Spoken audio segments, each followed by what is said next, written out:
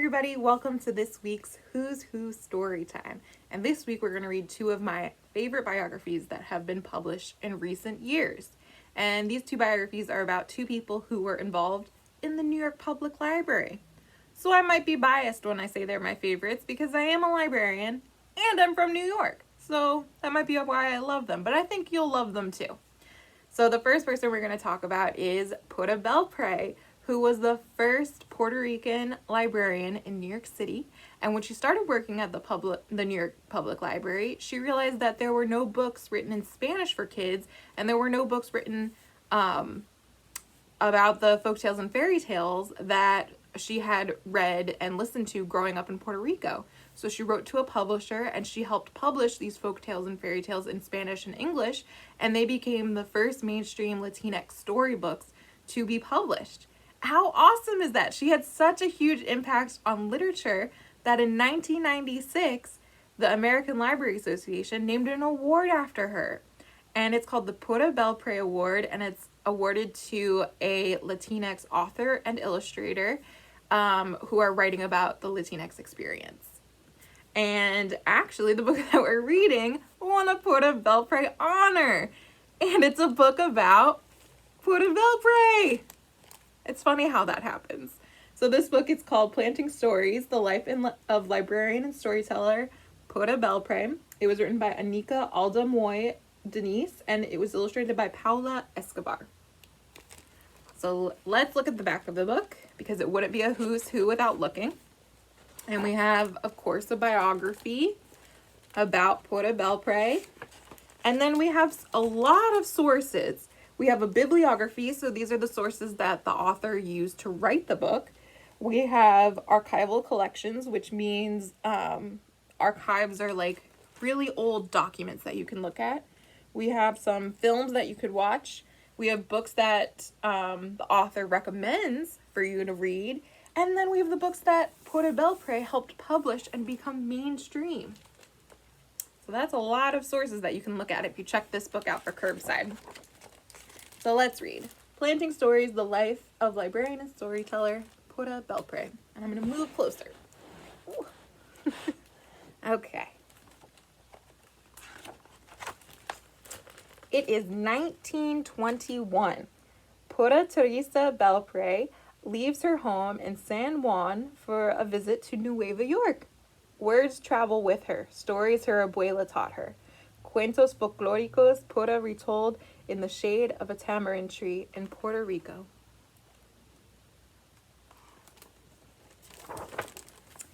Now a new island stretches before her, ripe for planting seeds of the cuentos she carries. Manhattan, a city of hustle and bustle, bigger, louder, crowded, yet alive with hope and possibility. What began as a visit to celebrate her sister's wedding becomes the first steps in a new land, y una vida nueva for Pura. She works first in a garment factory, but it is cold floors and hard edges, not the soft, fertile ground where seeds take root. Then, a golden opportunity, una bendición. The library needs a bilingual assistant. Pura speaks Spanish, English, and French. She is perfect for the job.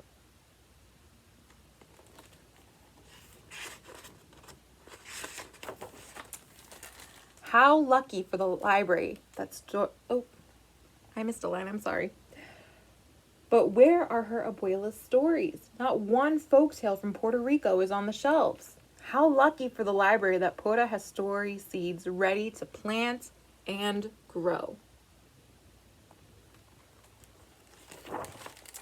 In the children's room, she lights the story hour candle and begins. Her eyes dance, her voice sings. Pura's words paint a picture of a little house with a round balcony where Martina, a beautiful Spanish cockroach, meets Perez, a handsome and gallant mouse, El ratoncito Perez y la cucarachita Martina, a tale from the tamarind tree.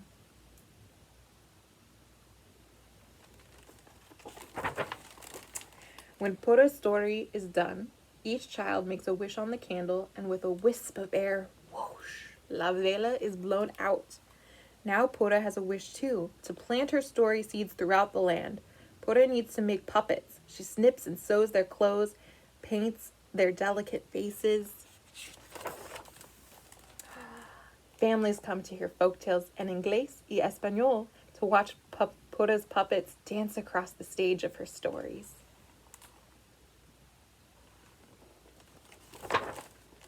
But the library needs libros for its shelves. How can more children read Perez y Martina and other cuentos de Puerto Rico? Pura puts her story in an envelope and mails it to Frederick Warren, a publisher.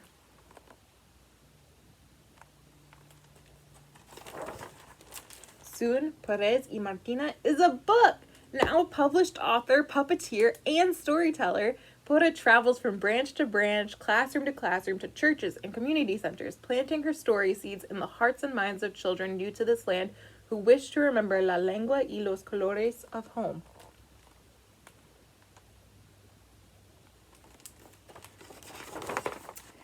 Writing, learning, speaking, teaching, traveling, Pura does not slow down until, like the beautiful Martina, she meets her Perez.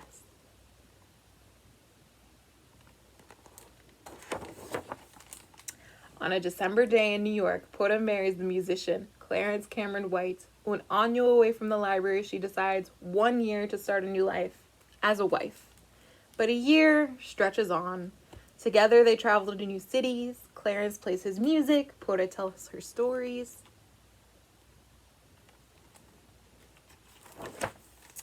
They are happy years of music and writing, separations and reunions, friends, family, and stories, always. Until on a June day in New York, Clarence stops playing his music and Pura's story must begin again.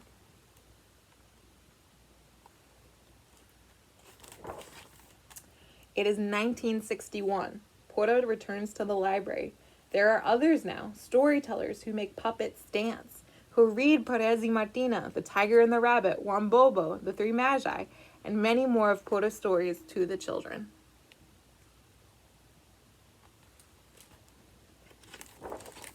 The seeds she has planted, the roots that grew shoots into the open air of possibility have become a lush landscape into which she steps, as though she has never left.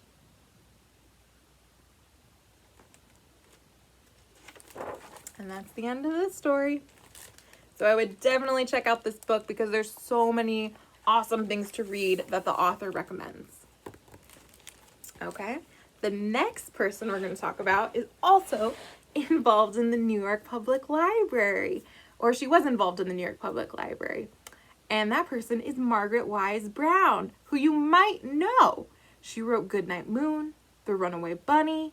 She wrote so many books. She wrote over 100 books during her lifetime. And the book we're reading about her is kind of long, but it's really, really good. And it's called The Important Thing About Margaret Wise Brown. It was written by Mac Barnett and illustrated by Sarah Jacoby. All right, let's read it. And there is no back matter in this book, but there is a list of sources at the front of the book. There's books that were referenced, articles, and collections. So there's more you can read about Margaret Wise Brown if you're interested in this book. Okay. So let's read The Important Thing About Margaret Wise Brown. Margaret Wise Brown lived for 42 years. This book is 42 pages long. You can't fit somebody's life into 42 pages, so I'm just going to tell you about the important things. The important thing about Margaret Wise Brown is that she wrote books. Every book was written by somebody. Some books were written by Ruth Krauss. Some books were written by John Sheska or Judith Viorst. The book you are reading right now was written by Mac Barnett. Over 100 books were written by Margaret Wise Brown.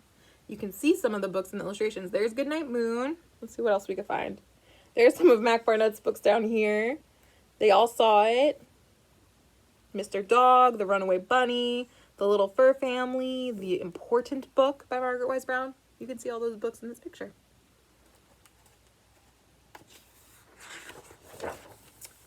It can be odd to imagine the lives of people who write the books you read, like running into your teacher at the supermarket.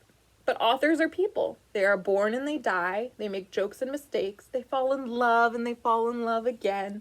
They go to the supermarket to buy tomatoes, which they keep in the bottom drawers of their refrigerators, even though tomatoes should stay on the counter. But which of these things is important? And to whom? What is important about Margaret Wise Brown? Well, what do you want to know? When is her birthday? May 23rd, 1910.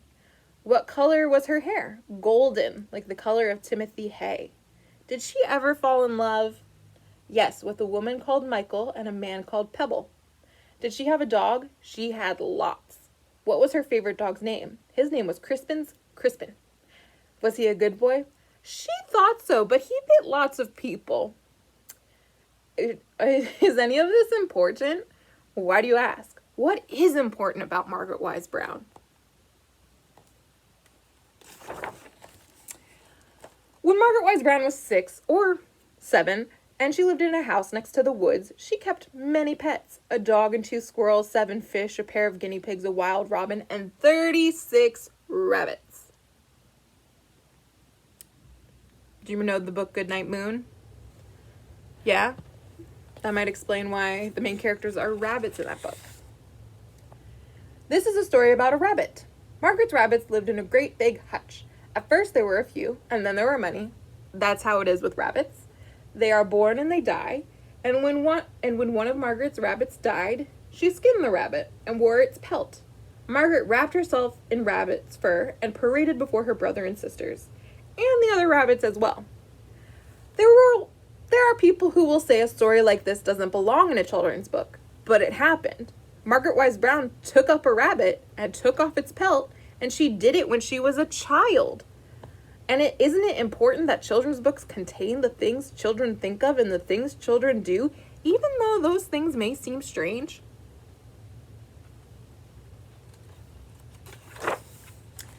This is a story about a rabbit. The rabbit must go to bed, and he takes a long time saying goodnight to everything. Nobody knows why he says goodnight to all this stuff, his socks and some mush and even the air, but I have an idea. I think it's because he's afraid to go to bed. Have you read this book? Do you know what I mean? Have you read Goodnight Moon? I'm sure you have. This is a story about a rabbit. He is trying to escape from his mother, but his mother just won't let him get away. Maybe that is why he is trying to escape from her. And that book is The Runaway Bunny. This is not a story about a rabbit, but when this book was first published, do you know what its cover was made of? The cover of this book was made from the fur of a rabbit. Every copy was wrapped in a real rabbit's fur. What do you think of that? That book is The Little Fur Family. Do you think you would buy a book that was covered in rabbit fur? I wouldn't. I would not buy it.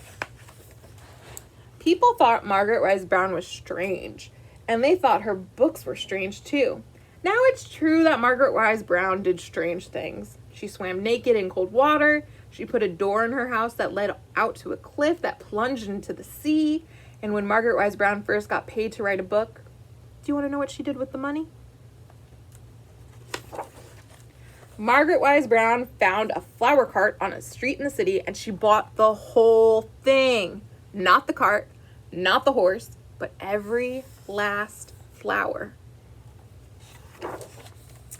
Margaret Wise Brown filled her little home with flowers, and she threw a party and invited her friends. After a few hours, her friends left, and after a few days, the flowers died. Some people might think it's silly or sad to spend so much money on something that is over so soon, but I think it's beautiful. How about you?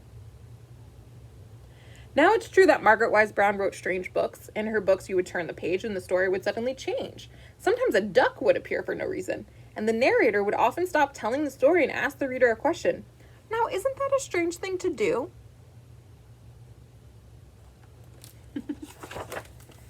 Some people, when they see something strange, become bothered. These people build worlds that make perfect sense, even if that means ignoring many strange things around them. Now, here is something I believe. I know there are only 23 pages left in this book, but it's important. No good book is loved by everyone, and any good book is bound to bother somebody, because every good book is at least a little bit strange, and there are some people who do not like strange things in their worlds. Have you ever read a book that you really, really loved, and you were passionate about, but somebody who you're close to said, that wasn't a good book. That was a little too weird for me. That's what happened to Margaret Wise Brown. Not everyone loved Goodnight Moon. And we'll find out who. Anne Carroll Moore was a librarian, and her world was a room in the New York Public Library. It was a world she built with plants and candles and small tables and chairs and shelves full of books for children. The New York Public Library is guarded by 2 stone lions on the steps out front, and the children's room was guarded by Anne Carroll Moore. Anne Carroll Moore was a conservative. She liked books that were darling and innocent, like she thought children should be. When Anne Carroll Moore read the right kind of book, it got its place on a little shelf in the library. And when Anne Carroll Moore read the wrong kind of book, she picked up a rubber stamp, which she slammed down, bam, and which said, not recommended for purchase by expert. And the book did not get a place on that shelf in that library, nor in many other libraries besides, because lots of librarians listened to Anne Carroll Moore. She was important.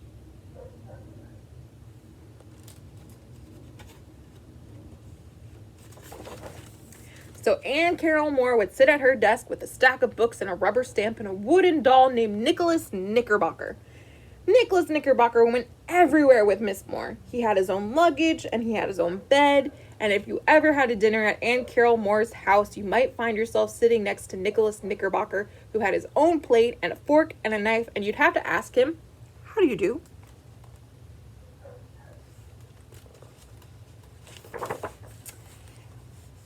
When Margaret Wise Brown was 27, this is the 27th page of this book, she brought 2 of her books to Anne Carroll Moore, who read them and frowned and said, these are truck.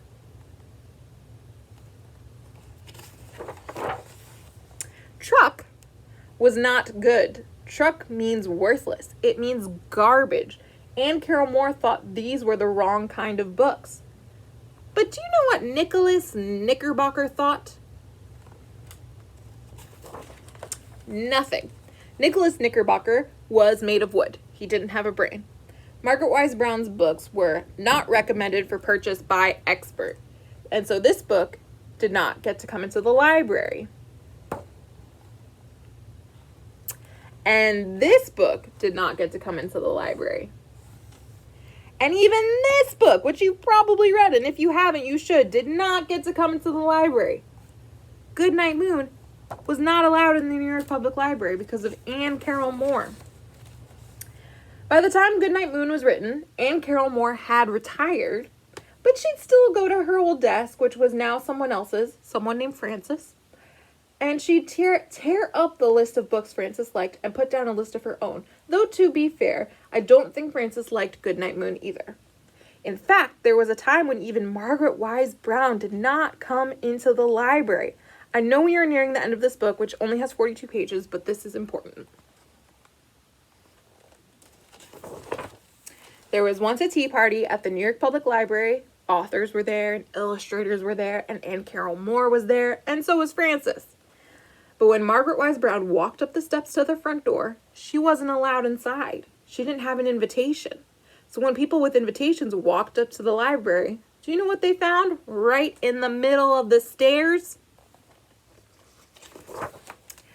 They found 2 women, Margaret Wise Brown and her editor, whose name was Ursula Nordstrom, sitting there right in the middle of the stairs between the 2 lions, whose names were Patience and Fortitude, having a tea party of their own. Margaret Wise Brown sat there drinking her tea. I don't know for sure Margaret Wise Brown wore a rabbit coat that day, but we had to put her in something. And if you wanted to get into the library, you had to go around her. We are getting close to page 42, which is the last page of this book. When Margaret Wise Brown turns 42, she will take up her furs and her dog, Crispin, who bites, and take off on a ship across the ocean. This was her plan, to get married to somebody she loved very much and to sail around the world. But when Margaret Wise Brown is 42, she will die in a hospital in France.